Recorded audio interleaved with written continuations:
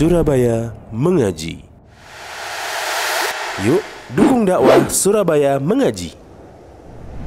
Salurkan harta terbaik Anda untuk operasional dakwah.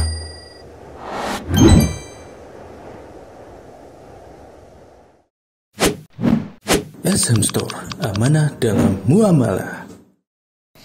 Wa min sayyiati a'malina may yahdihillahu fala mudilla lahu wa may yudlil fala hadiya lahu. Wa asyhadu an la ilaha illallah wahdahu la syarika lahu wa asyhadu anna Muhammadan abduhu wa rasuluh. Sallallahu wa sallama ala nabiyyina Muhammad wa ala alihi wa ashabihi wa man ihtada bihadjihi ila yaumiddin. Amma ba'du, ayyuhal ikhwah, kita akan melanjutkan kajian dari kitab Al-Wajiz fi Fiqhi Sunnah wal Kitabil Aziz karya Syekh Abdul Azim Badawi hafizahullah ta'ala. Insyaallah kita memasuki pembahasan baru tentang fikih sholat 2 hari raya. Tetapi sebelum kita memasuki pembahasan tersebut, ada satu poin dari pembahasan sholat Jumat yang kelewatan, yaitu apabila di hari Jumat atau hari Jumat bertepatan dengan hari raya, apakah Idul Fitri ataukah hari raya Idul Adha. Ini ada hukum-hukum tersendiri. Beliau katakan di sini, idza jitama'al jum'atu wal 'aidu fi yaumin wahidin, apabila bertemu yaitu Jumat dan hari raya, fi yaumin wahidin, dalam satu hari yang sama. Maksudnya hari raya Idul Fitri atau hari raya Idul Adha bertepatan dengan hari Jumat. Saqatatil jumu'atu amman shallal 'id, maka ibadah Jumat atau kewajiban ibadah Jumat itu gugur bagi orang yang telah melaksanakan sholat Id. Pembahasan kita sholat Id atau sholat Jumat itu hukumnya fardu bagi orang-orang tertentu, sudah kita bahas. Nah, orang-orang ini apabila hari raya Idul Fitri atau Idul Adha bertepatan dengan hari Jumat, lalu dia melaksanakan sholat hari raya di pagi harinya, maka bagi dia gugur kewajiban sholat Jumat. Gugur kewajibannya bagi dia sholat Jumat. Artinya seandainya dia tidak sholat Jumat, maka tidak berdosa. An Zaid bin Arqam qala shallan nabiyyu sallallahu alaihi wasallam al-'ida summa rakhasa fil jumu'ati. An-Nabi sallallahu alaihi wasallam mengerjakan salat Id, kemudian beliau memberikan rukhsah untuk salat Jumat. Faqala, di mana beliau bersabda, man syaa'a an yusalliya falyusalli. Barang siapa yang ingin melaksanakan salat Jumat, maka kerjakanlah atau silahkan kerjakan salat Jumat tersebut. Ini beliau sampaikan kepada orang yang sudah melaksanakan sholat hari raya. Siapa yang nanti ingin melaksanakan sholat Jumat, maka silahkan kerjakan.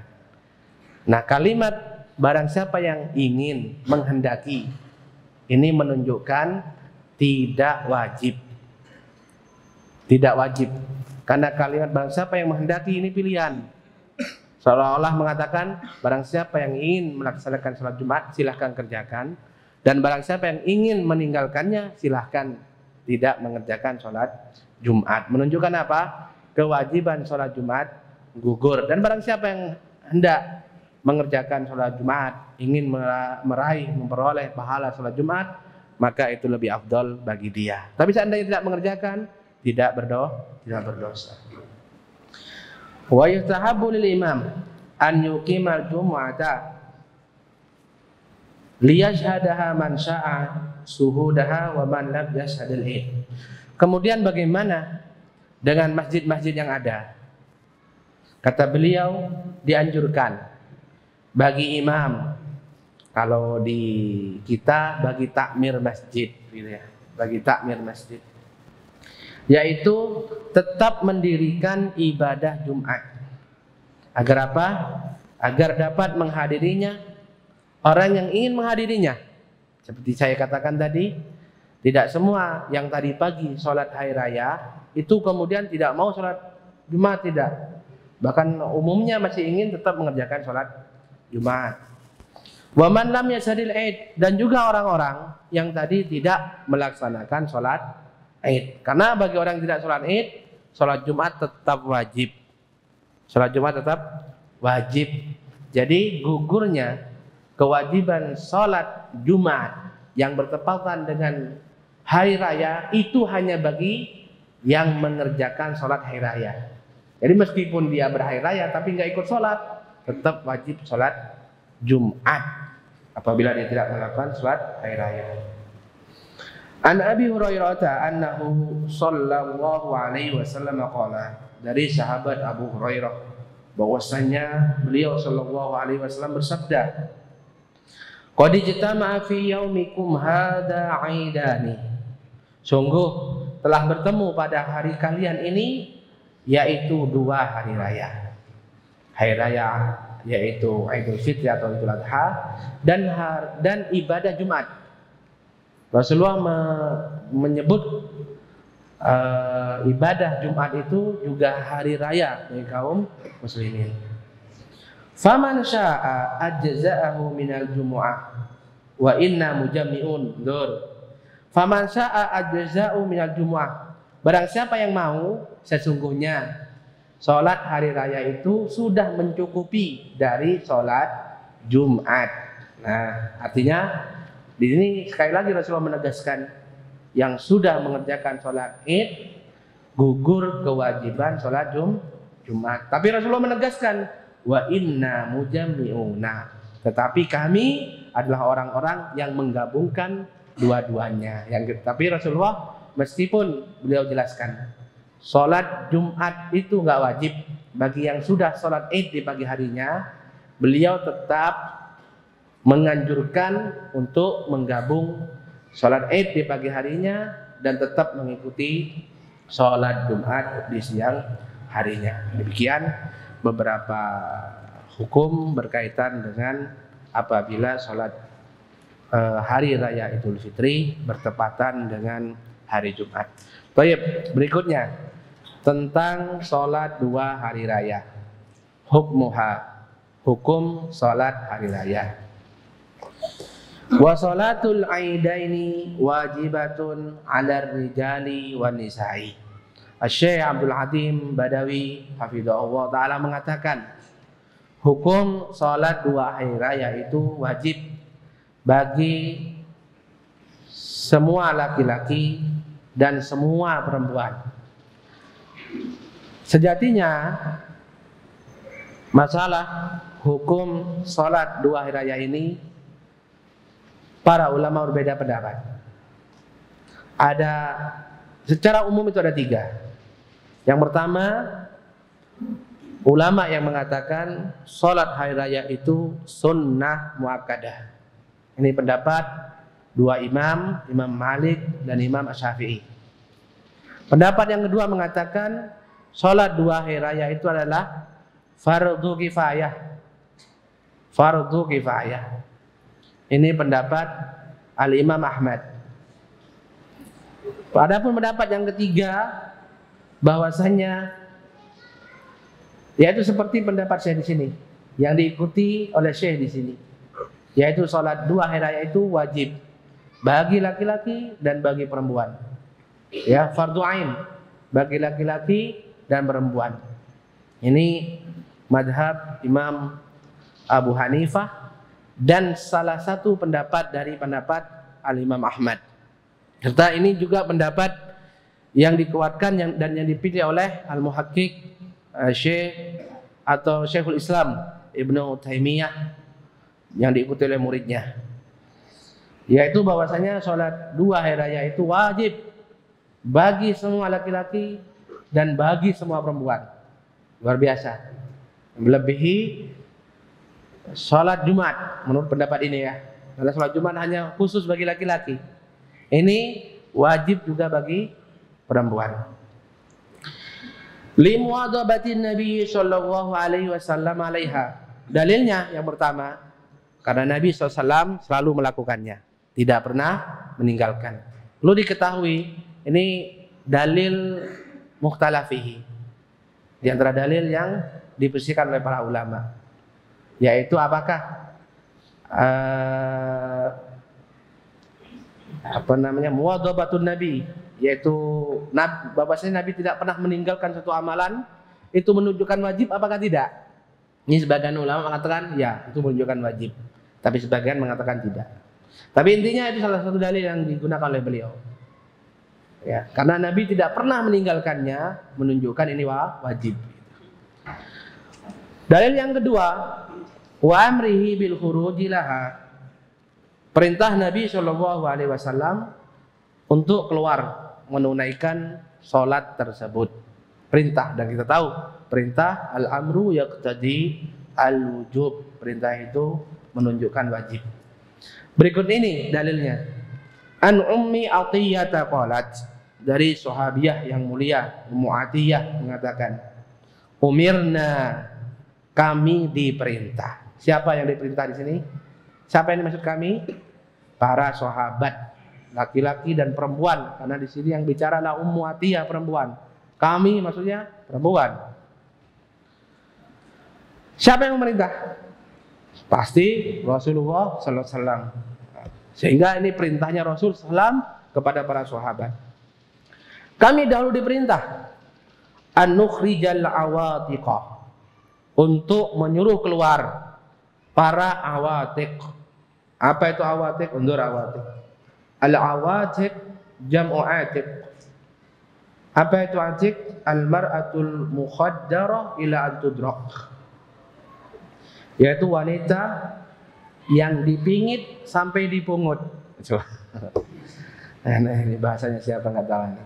Ini wanita yang dipingit sampai dipungut. Jadi ini wanita sudah ya remaja, sudah dewasa, sudah siap menikah. Itu biasa mereka dipingit.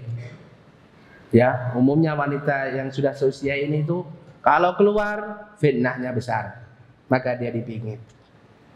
Tidak keluar rumah kecuali hal-hal yang benar-benar mendesak.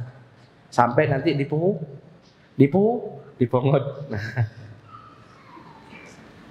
Baik. Kami dahulu diperintah oleh Rasulullah SAW, yaitu menyuruh untuk keluar siapa? Ini, para awatik ini. Wadawatil khudur. Mal murad bi dawatil khudur, yang wanita-wanita yang memiliki khudur.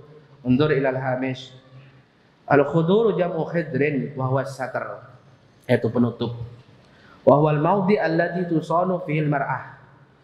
Yang dimaksud dengan khudur di sini adalah tempat untuk melindungi para wanita. Ini orang-orang dahulu ya, di zaman jahiliyah sampai zaman Nabi kebiasaan mereka itu kalau sudah memiliki putri ya, anak-anak sudah remaja, mereka bikin tempat khusus.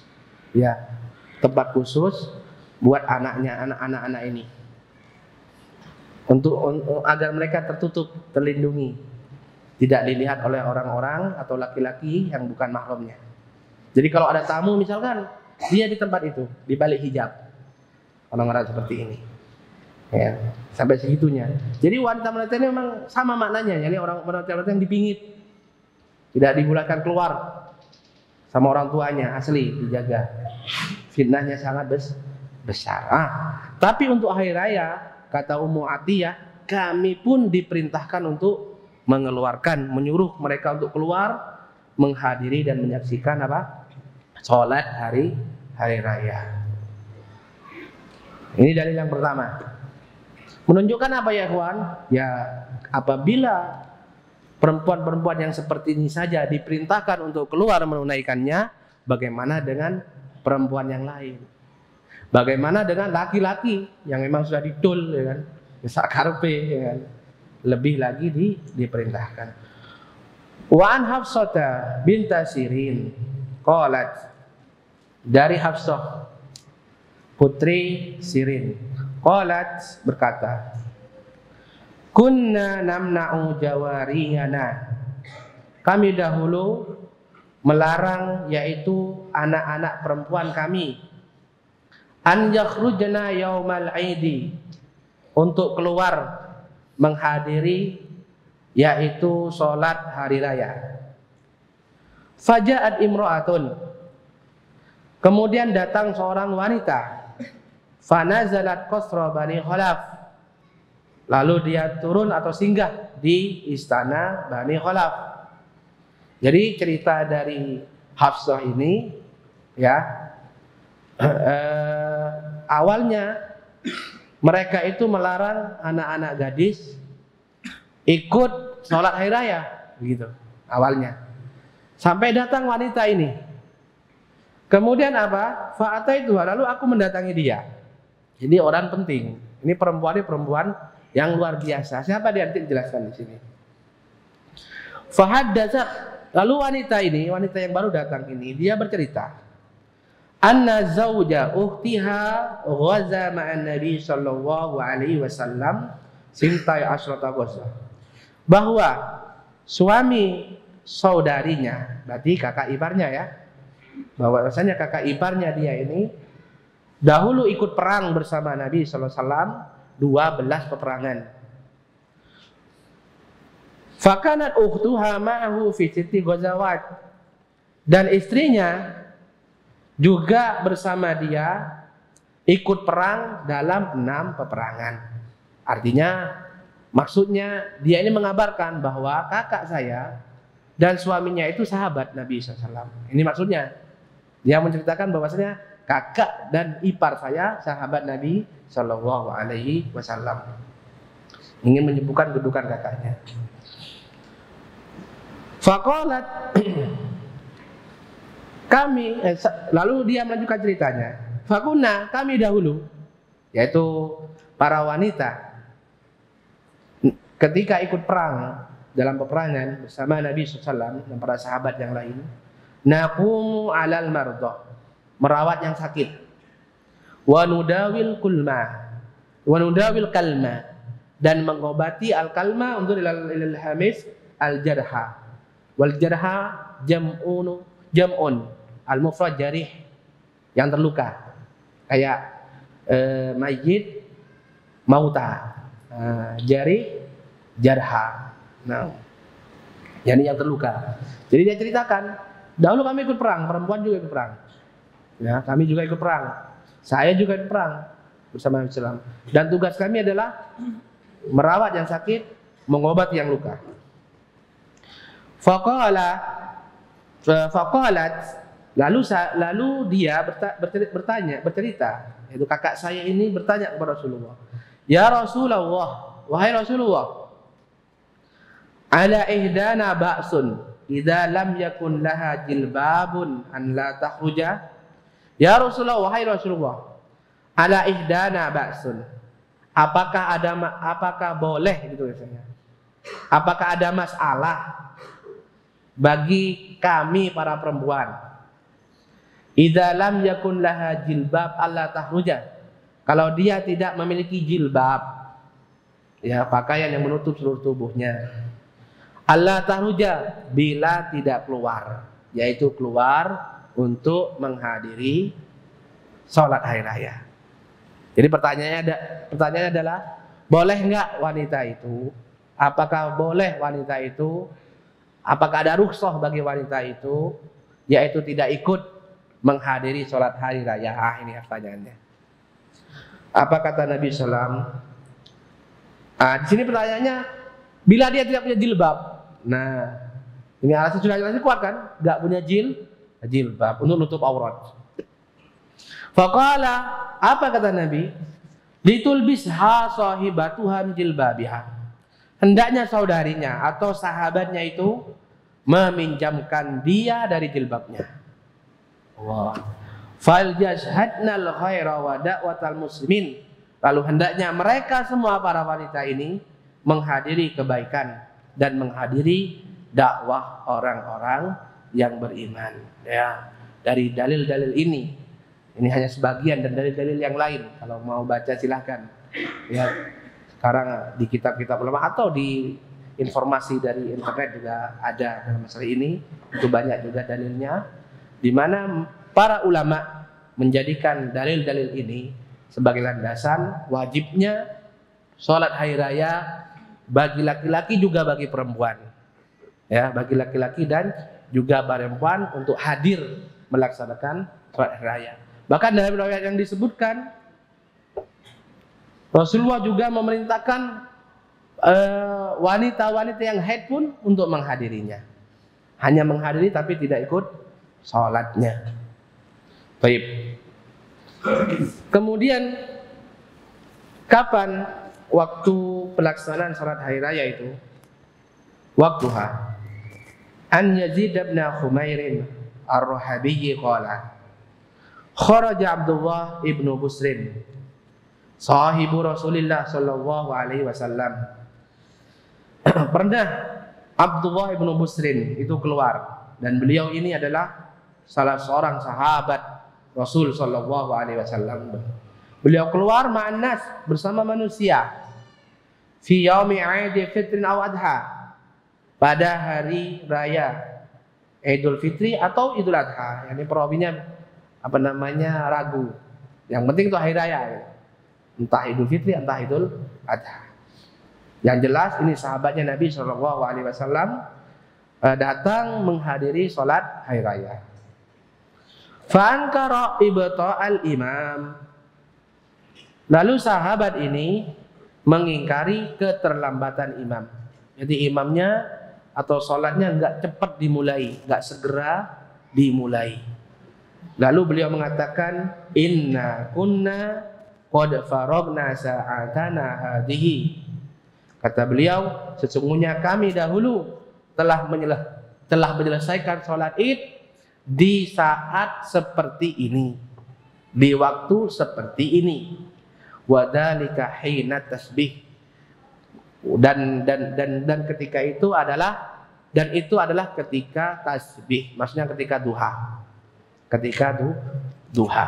Ini menunjukkan bahwasanya waktu sholat Id itu adalah dari awal waktu duha, dan dianjurkan untuk segera dimulai, ya, segera dilakukan. Terutama Idul Adha itu lebih dianjurkan untuk lebih disegerakan lagi. Alhamdulillah di tempat kita secara khusus dan kaum muslimin di Indonesia ini memang sudah bersegera pagi-pagi sekali, sudah bagus itu. Jam 6 seperempat, jam setengah 7 itu sudah terhitung pagi. Saat dari jam 7 baru dimulai pun masih terhitung pagi. Meskipun waktunya itu selama waktu duha, ya, jam 9 itu sebenarnya masih waktunya. Sampai menjelang zuhur itu masih waktunya. Tapi sebaik-baik waktu sholat Id itu adalah di awal waktunya. Berarti awal waktu duha. Baik. Al-furuju ilal musalla. Kemudian berikutnya yaitu tentang keluar menuju musalla.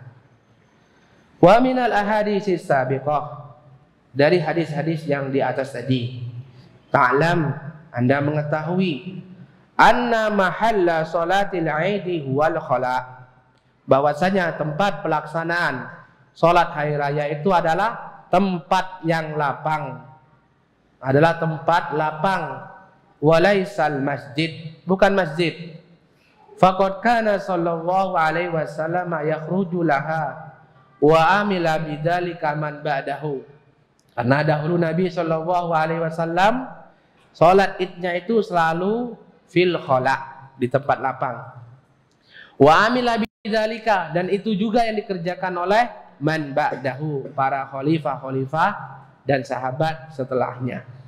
Jadi ini menunjukkan bahwasanya tempat asal pelaksanaan sholat hari raya itu adalah tempat lapang. Ya, meskipun boleh di masjid ketika ada hajat, ada kepentingan, ya, dan tetapi melaksanakannya di tempat lapang itu lebih afdal. Lapang-lapang lebih afdal. Wallahu ta'ala alam. Hal yu'adzan laha wa yuqam. Berikutnya, apakah sholat hari raya itu ada adzannya dan ada iqamahnya? Dari sahabat Ibnu Abbas dan sahabat Jabir bin Abdullah, keduanya berkata, lam yakun yu'adzanu yaumal fitri. Tidak pernah diadani untuk hari raya Idul Fitri. Wala yaumil adha, tidak pula untuk hari raya Idul Adha. Ini tegas ya dari sahabat ini, kata-katanya juga jelas tegas, tidak ada azan, tidak ada iqamah baik hari raya Idul Fitri atau hari raya Idul Adha. Dikuatkan oleh sahabat Jabir, alla adzana lis sholati yaumal fitri hina yakhrujul imam. Tidak ada azan untuk salat hari raya Idul Fitri ketika imam itu keluar. Wala ba'da ma yakhruj, tidak pula setelah imam keluar. Wala iqamata wala nidaa wala syai'a. Tidak ada juga iqamah, tidak ada juga seruan-seruan tertentu, tidak ada apapun. Ya. Mungkin maksudnya di sini termasuk as-sholatu jami'ah, mungkin itu juga. Wallahu ta'ala alam. Wala nidaa yauma idzin wala iqamah. Tapi yang tegas tidak ada nida, ya, tidak ada seruan, tidak ada azan pada hari itu, tidak ada pula iqamah. Jadi ini tegas bahwasanya hari raya itu, sholat hari raya tidak ada azan, tidak ada iqamah. Berikutnya, sifatus shalah. Sifatus shalah yaitu tentang nanti.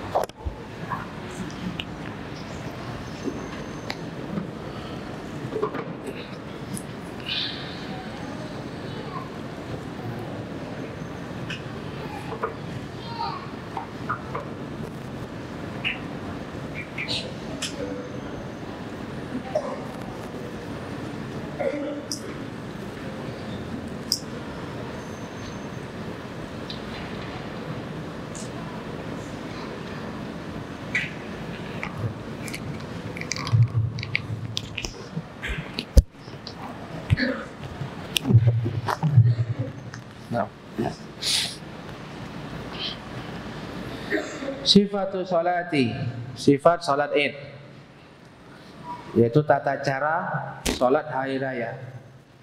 Sholatul id rakaatan. Sholat hari raya itu 2 rakaat. Yukabbir fihima sintai asyrata takbiratan. Pada 2 rakaat tersebut bertakbir sebanyak 12 takbir.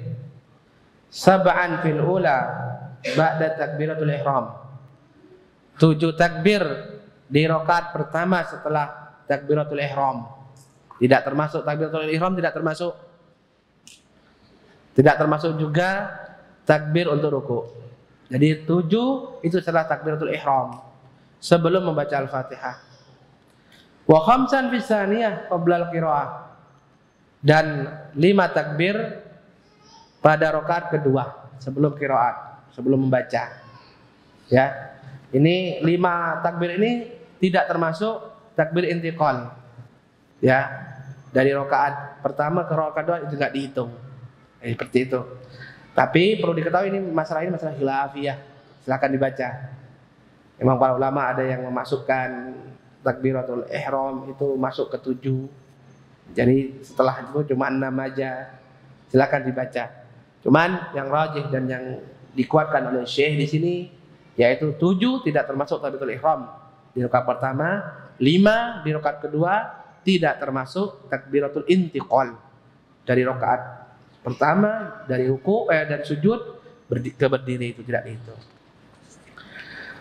An Katsir bin Abdullah bin Amr bin Auf an abihi an jaddihi anna Rasulullah sallallahu alaihi wasallam kabbara fil aidaini sab'an fil ula wa khamsan fil akhirati. Bahwa Rasulullah sallallahu alaihi wasallam dalam salat 2 hari raya beliau bertakbir 7 kali pada rakaat pertama dan 5 kali pada rakaat yang terakhir, yang kedua. Wa an Aisyah, dari Aisyah ummul mukminin radhiyallahu anha, anna Rasulullah sallallahu alaihi wasallam kabbar, beliau bertakbir fil fitri wal adha, dalam salat hari raya Idul Fitri dan salat hari raya Idul Adha, sab'an wa khamsan, 7 kali dan 5 kali. 7 kali rakaat pertama, 5 kali rakaat kedua. Ghair takbiratai ar-ruku au siwa takbiratai ar-ruku. Itu tidak termasuk, yaitu 2 takbir untuk ruku. Tidak termasuk takbir ruku, tidak dihitung itu. Jadi 7 di awal, kemudian 7 di yang kedua, di rakaat 5 di rakaat kedua, tidak termasuk takbir ruku, gitu kan. Berarti benar-benar 7 itu dilakukan sebelum membaca Al-Fatihah. Bukan 6 kemudian 7 untuk ruku, tapi 7 itu sebelum membaca surat Al-Fatihah. Al-qira'atu fiha, bacaan atau surat yang biasa dibaca atau dianjurkan dibaca pada salat hari raya. Anin Nu'man bin Bashirin, dari sahabat Nu'man bin Bashir, anna Rasulullah sallallahu alaihi wasallam kana yaqra'u fil aidaini wa fil jumu'ati, bahwasanya Rasulullah sallallahu alaihi wasallam dahulu biasanya atau selalu membaca pada salat 2 hari raya dan juga salat Jumat, bisabbihisma rabbikal a'la wa hal ataka haditsul ghasyiyah, ya, sabbihisma rabbikal a'la al-a'la di rakaat pertama dan al-ghasyiyah di rakaat kedua. Riwayat yang lain, an Ubaidillah ibni Abdullah qala kharaja Umar yaumul Aid. Ini tentang sahabat Umar. Pernah sahabat Umar keluar untuk sholat hari raya. Fa arsala ila Abi Waqidin al-Laitsi, lalu beliau mengutus seseorang untuk bertanya kepada sahabat Abu Waqid al-Laitsi, bi ayyi syai'in kana an-nabiyyu yaqra'u fi misli hadzal yaum, ya, surat apa dulu yang dibaca oleh Nabi SAW pada pada seperti hari ini, seperti pada hari ini, yaitu untuk sholat hari raya, karena ini Umar khalifah, jadi imam nanti. Qala, sahabat Abi Waqid mengatakan bi qaf wa iqtarabat, ya, surat qaf dan surat iqtarabat. Berikutnya al-khutbatu ba'daha, setelah sholat, di antara yang disyariatkan dalam perayaan atau ibadah hari raya adalah khutbah. Al-khutbatu ba'daha, khutbah setelah sholat. An Ibni Abbasin qala, dari sahabat Abdullah ibn Abbas mengatakan, syahidtul aida ma'a Rasulillah sallallahu alaihi wasallam wa Abi Bakr wa Umar wa Utsman radhiyallahu an. Saya pernah menghadiri salat Id bersama Rasulullah SAW dan juga Abu Bakar, Umar dan Utsman. Maksudnya Abdullah bin Abbas adalah saya pernah menghadiri salat Id di masa Rasulullah dan di masa Khalifah Abu Bakar ketika beliau menjadi khalifah, dan di masa Umar bin Khattab dan di masa Utsman bin Affan. Nah, sepanjang zaman itu, fakulluhum kanu yusalluna qabla al-khutbah, semuanya mereka itu melaksanakan sholat sebelum khutbah. Sholat dulu kemudian khutbah. Adapun sifat khutbah, para ulama berbeda pendapat. Ada yang mengatakan 1 khutbah, ada yang mengkiaskan kepada Jumat, yaitu 2 khutbah. Tapi yang jelas al-amru fi hadhil mas'alah wasi'. Nah, al-amru fi hadhil masalah wasun luas. Yang intinya disyariatkan khutbah. Adapun caranya para ulama berbeda pendapat. Yang pasti al-amru fi dzalika wasi'. Ya, masalahnya luas. Masalah ini masalah luas. As-salatu qablaha wa ba'daha. Tentang salat, apakah ada salat sunnah sebelum Id? Qobliyah atau ba'diyah? Nah, adakah salat qobliyah Idul Fitri atau Idul Adha? Atau salat ba'diyah Idul Fitri dan Idul Adha? Kayaknya nggak ada ya. Setelah salat langsung salaman-salaman itu. Dari Ibnu Abbas radhiyallahu anhuma, anna an-nabiyya shalla yaumal fitri rakaatain. Bahwasanya Nabi sallallahu alaihi wasallam melaksanakan salat Idul Fitri 2 rakaat. Lam yusalli qablaha wala ba'daha. Beliau tidak salat sebelumnya, tidak pula setelahnya. Jadi tidak ada salat apapun sebelum Id, tidak pula setelah Id. Kecuali misalkan salatnya di masjid, maka boleh salat tahiyatul masjid. Boleh salat, tapi salat tahiyatul masjid, bukan salat khusus yang mengiringi salat hari raya Idul Fitri atau Idul Adha. Insya Allah jam berapa mas isanya?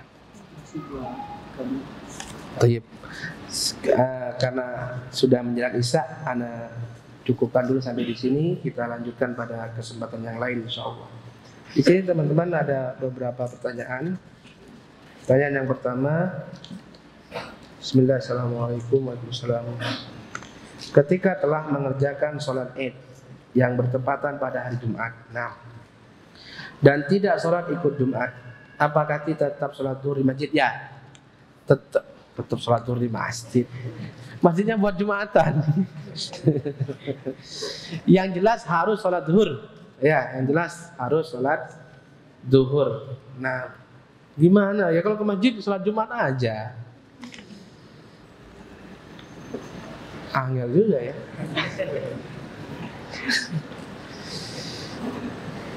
Ya kalau ada masjid yang melaksanakan sholat zuhur tapi jarang, malah fitnah, ya kan? Malah fitnah. Bayangkan di hari Jumat dia azan, ternyata sholat 4 rakaat. Ayo, orang-orang udah datang mau Jumatan itu. Sholat 4 rakaat. Wah, bahaya. Tapi intinya kewajibannya sholat Jumat. Makanya sholat duhur, kewajiban sholat duhur. Sedangkan masjid-masjid melaksanakan sholat Jumat. Nah, itu sudah dijawab. Bismillah. Assalamualaikum. Ma hukmu takbirat as-sab'ah min takbiratul ihram. At-takbiratu al-khamsah fi al-waqti tsaniyah inda salatul Id. Wa kaifa idza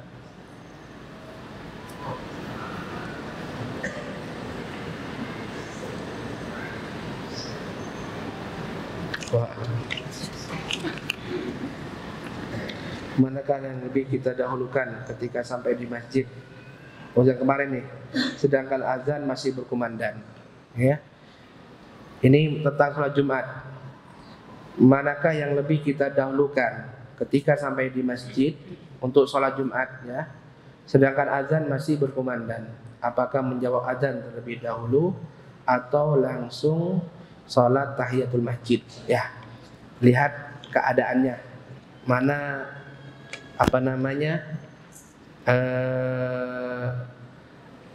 pahala yang lebih besar, lebih banyak bisa kita raih. Ya, misalkan kita bisa menggabung dua-duanya antara azan dan dan sholat sekaligus, maka lakukan.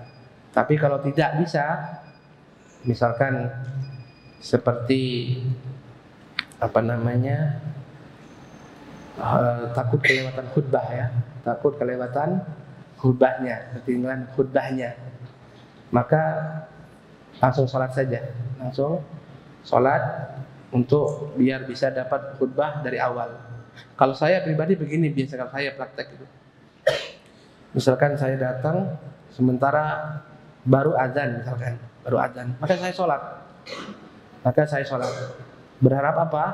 Berharap saya dapat khutbah dari awal utuh. Dari awal utuh. Tapi kalau sudah azan tinggal sedikit, azan tinggal sedikit. Saya tahu kalau saya sholat ini nanti khutbah juga kepotong. Khutbah juga kepotong. Ya saya tunggu. Sehingga saya tunggu, kemudian nanti saya sholat sunnah lebih cepat dari biasanya, agak cepat, biar tidak terlewat dari khutbah, tidak banyak terlewat daripada khutbah. Itu saja. Jadi luas saja ya, lihat keadaan kita seperti apa, ambil mudahnya saja. Tapi intinya kalau pas sholat tahiyatul masjid sementara khotib sedang khutbah, maka dipercepat sholatnya. Allah Ta'ala alam. Ikutnya. Tadi dikatakan tidak ada seruan apapun untuk sholat id. Bagaimana dengan pengumuman yang agar kaum muslimin bersegera? Boleh ini, beda. Seruan itu seruan khusus ya, kayak azan, kayak wallahu ta'ala apakah masuk sholatul jamiah? As-sholatul jamiah. Karena termasuk seruan. Itu dianjurkan pada sholat gerhana. Tapi bagaimana dengan sholat id? Wallahu ta'ala alam shawab. Tapi kalau pengumuman bersegera atau enggak apa-apa. Bagaimana seorang yang meninggalkan rukun ketika sholat? Contoh sujud cuma sekali. Sholatnya batal, ya. Sholatnya batal. Kecuali misalkan dia ingat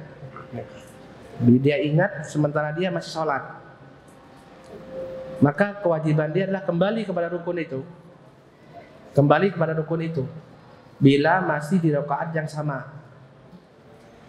Tapi kalau dia ingatnya sudah masuk rakaat berikutnya, lanjutkan sholatnya, dan rakaat tadi yang kelewat rukunnya tidak dihitung. Contoh, di rakaat pertama lupa ruku, Allahu Akbar, amblas langsung sujud. Ngantuk itu kan, subuh-subuh itu. Dia kemudian ingat. Nah, kalau ingatnya dia itu masih di rakaat yang sama, sujud baru ingat, oh iya belum ruku, maka dia harus kembali ke ruku tadi. Tapi kalau ingatnya sudah masuk rakaat berikutnya, pas ruku di rakaat kedua baru ingat, loh tadi kayaknya saya nggak ruku nih, yakin saya nggak ruku tadi, maka dia nggak usah kembali, teruskan sholatnya. Cuman rakaat yang pertama tadi nggak dihitung. Sekarang dia masih rakaat pertama, rakaat yang seharusnya kedua menjadi rakaat pertama. Oleh karena itu di rakaat itu dia tidak tasyahud awal. Mafhum ya? Mafhum. Ini kalau ingatnya di dalam ruku. Kalau ingatnya di dalam sholat, masih ingat dalam sholat. Tapi kalau ingatnya sudah selesai sholat, maka dua kemungkinan kata para ulama. Pertama, kalau ingatnya itu atau diingatkan, yaitu setelah selesai sholat dalam waktu yang berdekatan sekali, seperti assalamualaikum, diingatkan sama makmumnya, Ustadz, Pak Imam, tadi begini, Anda tidak ruku. Dia pastikan kepada yang lain, benar saya nggak ruku tadi, benar Anda nggak ruku. Maka saat itu juga dia berdiri, ya, bersama dengan makmumnya, dia kabarkan makmumnya. Lalu sholat 1 rakaat saja. 1 rakaat saja. Untuk apa? Ya untuk rakaat yang tidak sah tadi karena kurang rukunnya. Sholat 1 rakaat saja, ya.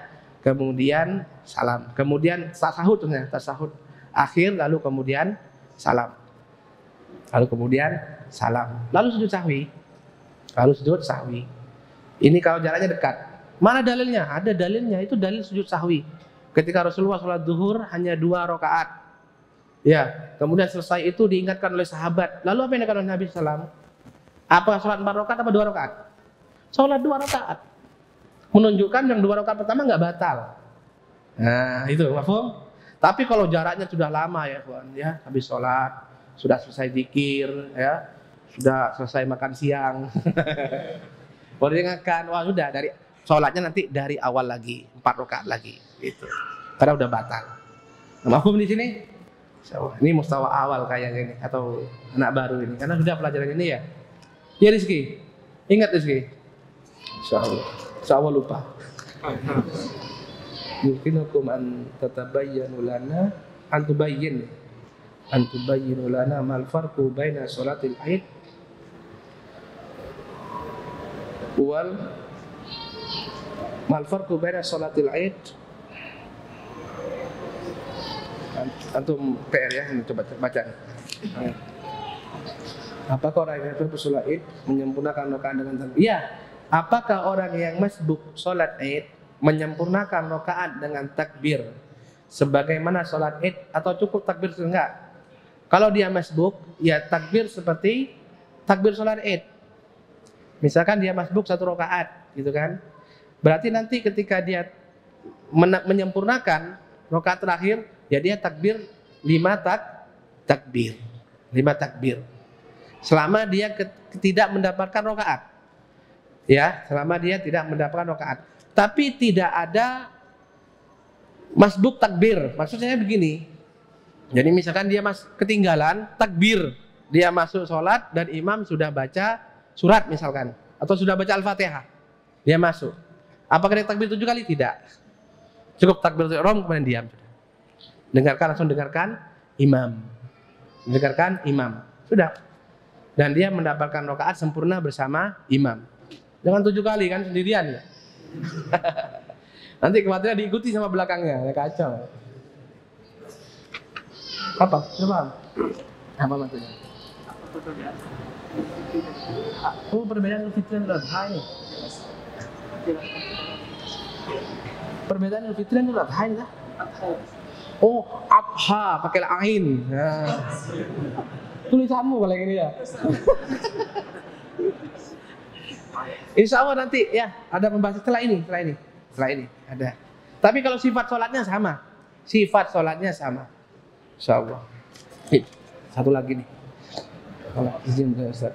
Ketika seorang sedang berpuasa Senin Kamis, apakah boleh seorang menggunakan masker ketika sedang sholat dengan tujuan agar jamaah tidak terganggu dengan bau mulut kita? Bukan pakai masker, gosok gigi. Barakallahu Ustaz. Ya, nggak boleh gosok gigi. Karena pada asalnya nggak boleh pakai masker untuk mulut dia kecuali memang terdesak. Kasus pada masa pandemi lalu, ada yang melaksanakan sholat Id di rumah dan khutbah juga, apakah boleh? Ya boleh waktu itu. Ya, untuk waktu itu boleh. Dan itu fatwa dari sekian ulama dari banyak negara.